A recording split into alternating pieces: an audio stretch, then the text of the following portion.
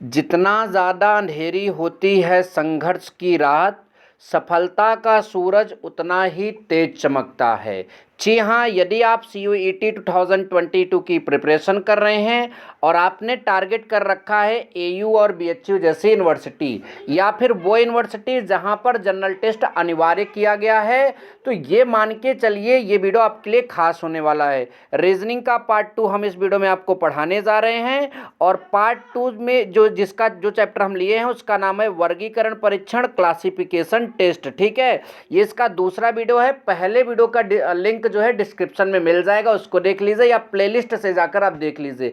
Reasoning आपकी strong होगी तो जनरल टेस्ट में आपको 60 नंबर जो 60 मतलब क्वेश्चन का है उसमें आप काफ़ी हद तक क्वेश्चन कर लेंगे। तो चलिए अब वीडियो को करते हैं शुरू। देखिए, हमारे पास बहुत बहुत इंपॉर्टेंट प्रश्न है, इसलिए आप सभी को यहाँ पर ध्यान से सारे प्रश्नों को समझना होगा और आंसर को आपको फाइंड करना होगा। लास्ट में आप सभी को ये भी बताना होगा कि मेरे बताने से पहले आप सभी ने इसमें से कितने प्रश्नों का उत्तर पहले से आप सभी को पता था। ठीक है, तो देखिए प्रश्न है आपका, हिंदी और इंग्लिश दोनों में मैं लेकर आया हूँ। फाइंड द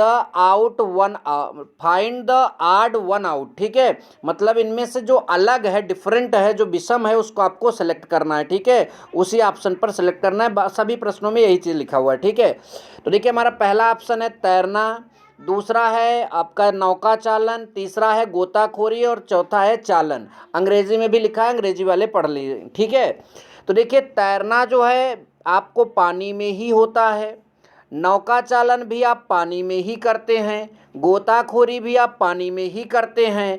यहाँ पर चालन जो है ड्राइविंग, जैसे बस चलाना, ठीक है, ये सब चीज़ें चलाना, तो इसमें आप ये यहाँ पर पानी में ये चीज़ नहीं करते, इसलिए आपका सही जवाब हो जाएगा चालन।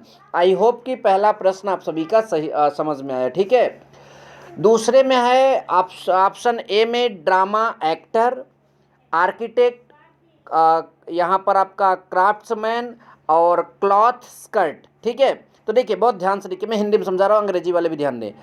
नाटक, ये ड्रामा जो है कौन करता है? एक्टर, मतलब नाटक कौन करता है? अभिनेता। भवन कौन मतलब कि डिजाइन करता है? वास्तुकार। और शिल्प कौन मतलब बनाता है? शिल्पकार।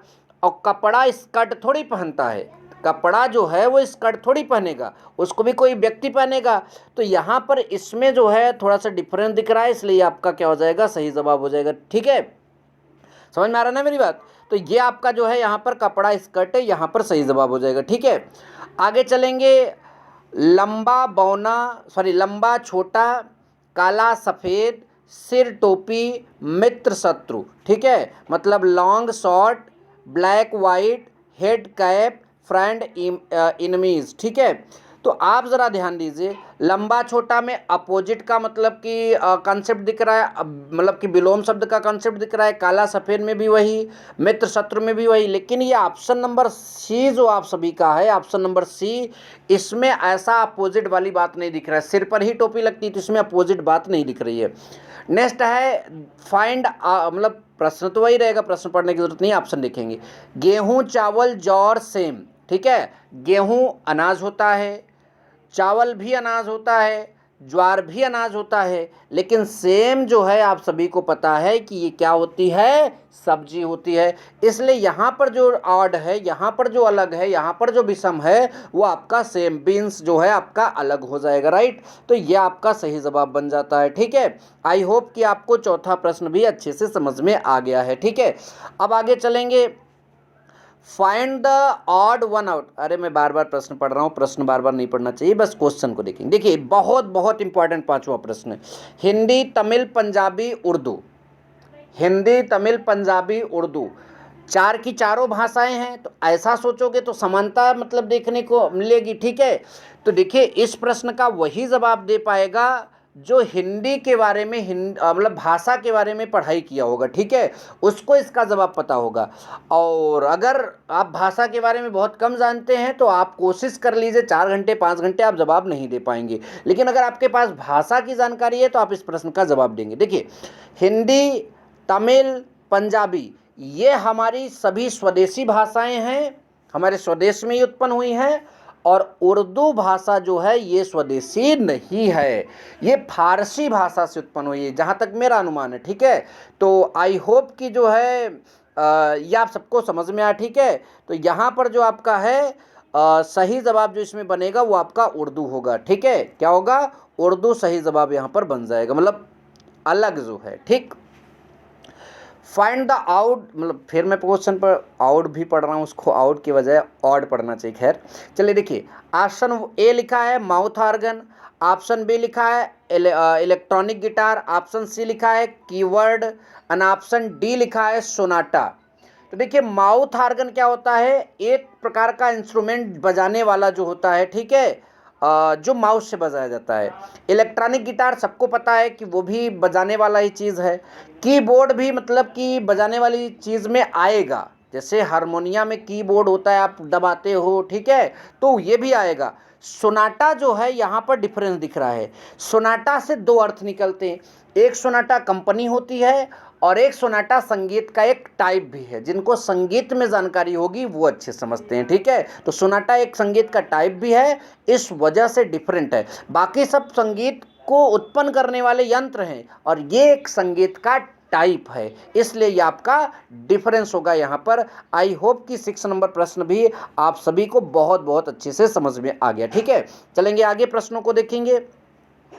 लहर, प्रवाह, ज्वार भाटा, तूफान। देखो एक बात यहाँ पर सब लोग जो है क्लियर करके कर देंगे, तूफान, जबकि तूफान इसका सही आंसर नहीं है। ठीक है, ध्यान दीजिए, जो आप लोग शायद एक दिमाग लगाओगे।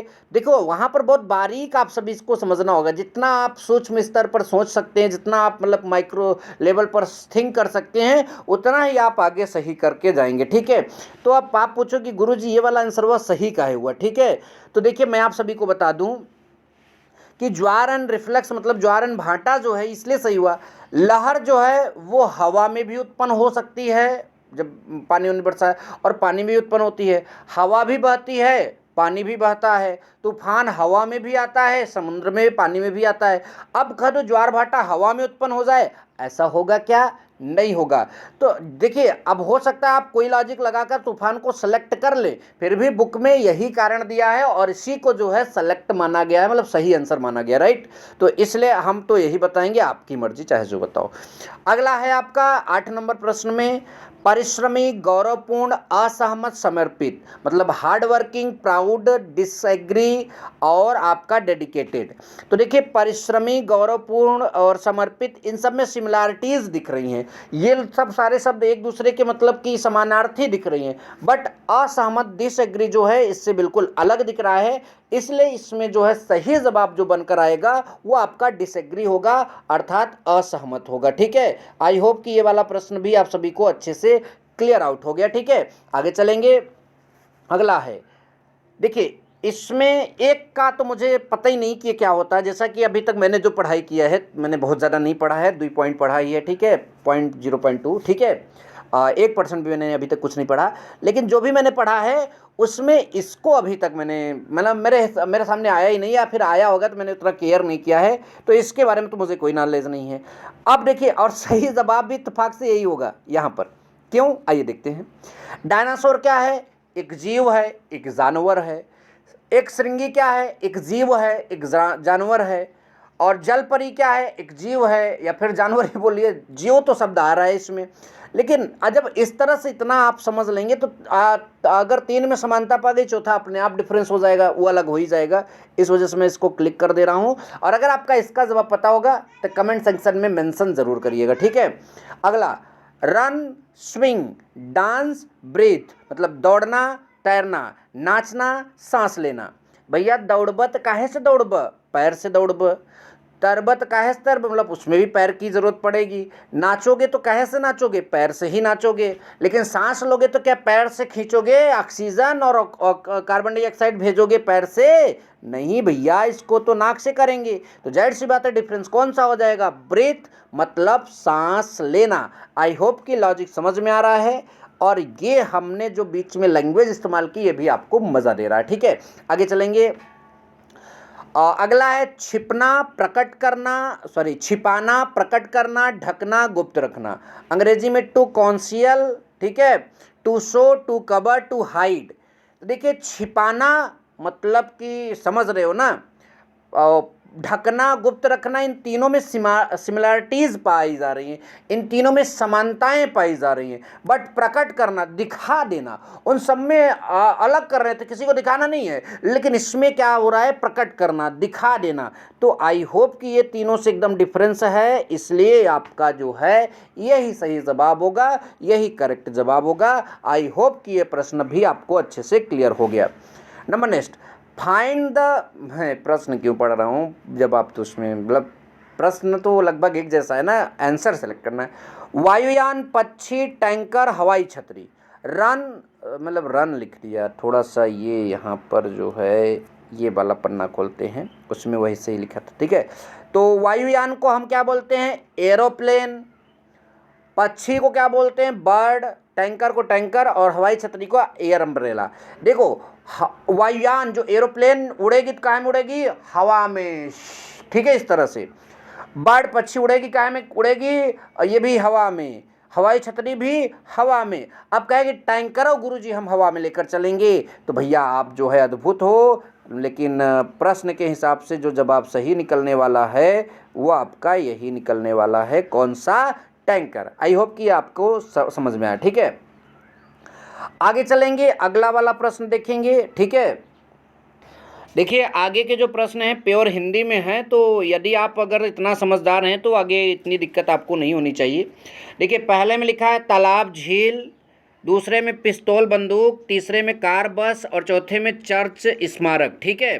तो ज़रा आप ध्यान दीजिएगा, यहाँ पर डी नंबर जो है एकदम अलग है सबसे, ठीक है, ध्यान दीजिएगा।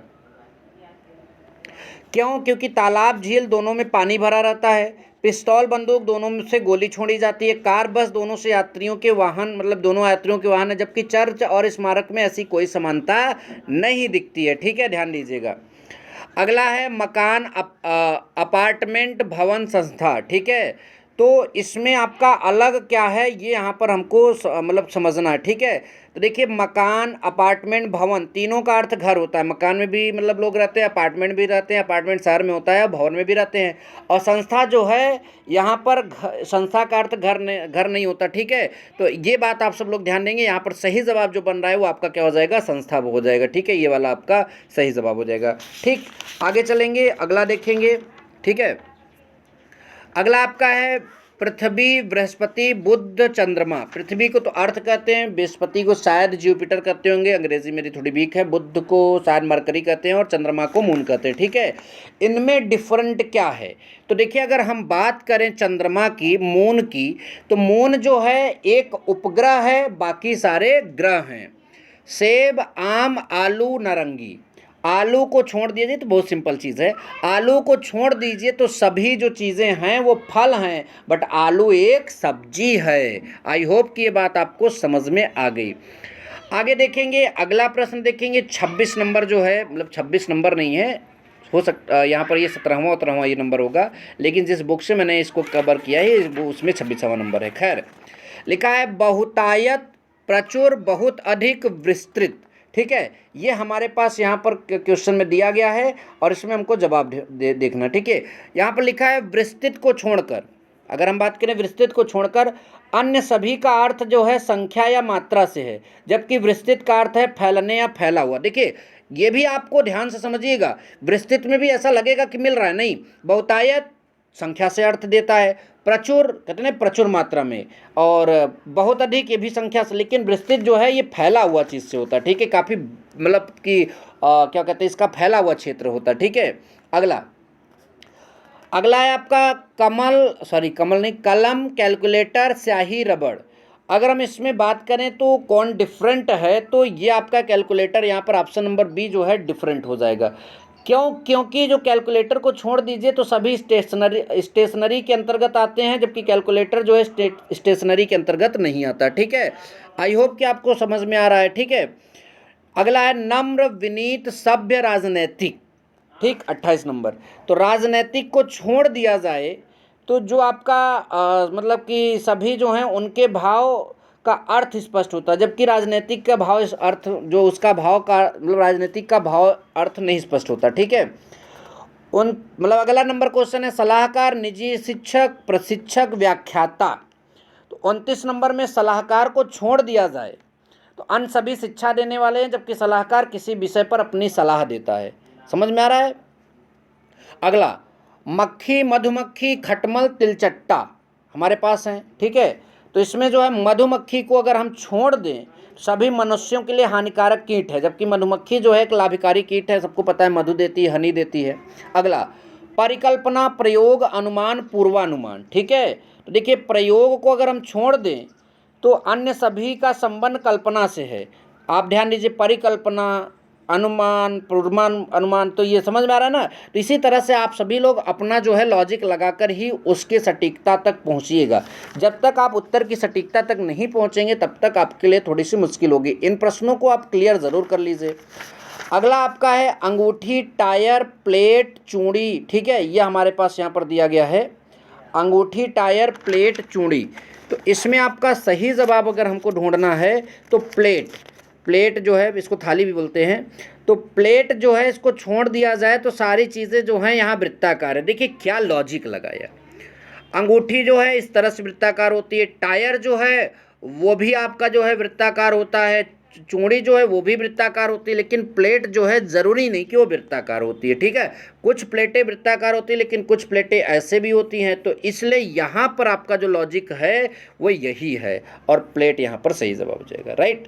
ध्यान दीजिएगा। अगला नंबर है आपका आँखें, कान, गला, त्वचा। आँखें, कान, गला, त्वचा। गला को अगर हम छोड़ दें, ठीक है, तो सभी जो हैं सेंस ऑर्गन्स हैं, ठीक है। अगर आप इस तरह सोचेंगे सब जो है मतलब कि जो गर्दन है उसके ऊपर वाले भाग मतलब उसी के अंतर्गत आते, तब तो आप नहीं बता पाओगे। देखिए सेंस ऑर्गन मतलब ज्ञान इंद्री, जिससे हम पदार्थ को पहचानते हैं। आँख से हम उसको देखते हैं, कान से हम चीज़ों को सुनते हैं, और त्वचा को हम जो है मतलब उससे स्पर्श करते हैं। तो बाकी सब ज्ञान इंद्री में आती है, गला जो है ज्ञान इंद्री में नहीं आता, इसलिए यहाँ पर ये सही जवाब जो होगा गला ही होगा, ठीक है। आई होप कि ये वाला प्रश्न भी समझ में आया। तो इस वीडियो में इतने ही। नेक्स्ट वीडियो में जो हम आपका वर्गीकरण परीक्षण का ये आपको करा रहे हैं उसमें अंग्रेजी अल्फ़ाबेट से रिलेटेड वर्गीकरण परीक्षण कराएंगे। यदि आप सभी की डिमांड रही तो मैं एक वीडियो तीनों टॉपिक का मिक्सअप करा दूंगा और फिर तब हम अगला चैप्टर स्टार्ट करेंगे वर्णमाला परीक्षण, ठीक है।